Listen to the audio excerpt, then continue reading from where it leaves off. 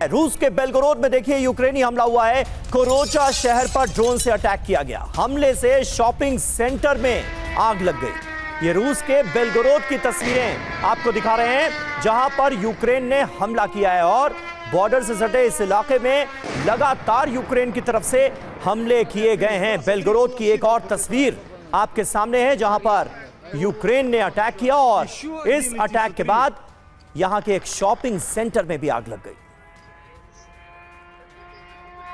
और बात फिनलैंड की करें तो रूस से जंग की तैयारी में फिनलैंड भी लगा हुआ है। जी हां, रूसी बॉर्डर के पास सैनिकों की तैनाती की गई है। बॉर्डर पर आर्टिलरी मिसाइल लॉन्चर तैनात किए गए हैं।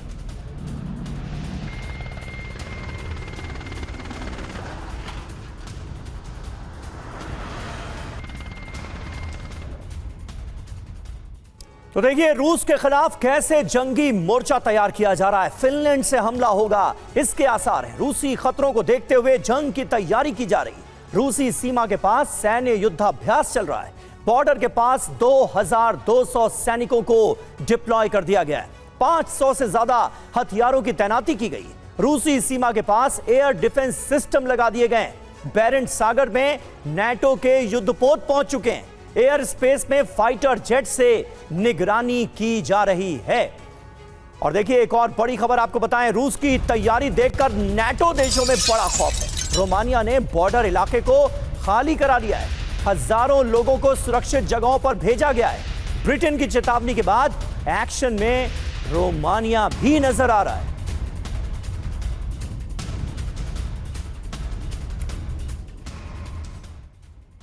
तो देखिए रोमानिया में अलर्ट। रूसी हमले का डर। ब्लैक सी में रोमानियाई गैस जहाज पर अटैक किया गया। गैस जहाज पर रूस से हमले की आशंका है।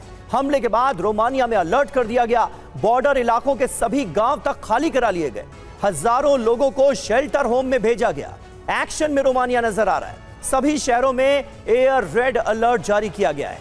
एयर स्पेस में फाइटर जेट्स तैनात कर दिए गए हैं। ब्लैक सी के पास एयर डिफेंस एक्टिव हो गया है। बड़ी बात यह है कि ब्रिटेन ने कहा है कि किसी भी वक्त रूस नाटो देशों पर हमला कर सकता है। और ब्रिजेश जी, रोमानिया में जो कुछ हुआ उसके बाद अलर्ट तो है ही, रूस के हमले का डर भी सताया जा रहा है, दिखाया जा रहा है यूरोपीय देशों की तरफ से।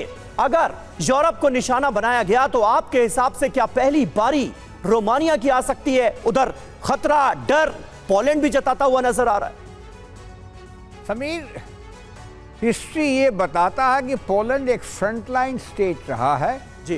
पहला विश्व युद्ध हो या दूसरा, सबसे ज़्यादा क्षति वही हुई थी।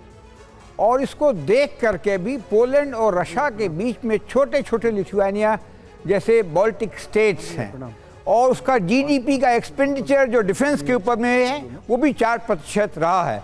तो वो एक फ्रंटलाइन स्टेट है, वो उसकी तैयारी कर रहा है। मगर मैं सबका ध्यान लगाना चाहता हूं एक रियलिटी चेक पे। रशिया के जो दो पेट्रोलियम कंपनीज थे उनकी हालत देखें तो घबराने लायक है। लुकोइल का जो विदेशी सामान था, विदेशी जो एसेट्स थे, उसका सेल हो रखा है। रोजनॉफ जो दूसरी बड़ी कंपनी थी उसके यहाँ भी तंगी चल रही है। कारण क्यों है? क्योंकि आज के डेट में यूरल पेट्रोलियम का प्राइस है $44 है और रशिया सप्लाई कर रहा है या बेच सकता है एनर्जी को आज की डेट में $36 पे।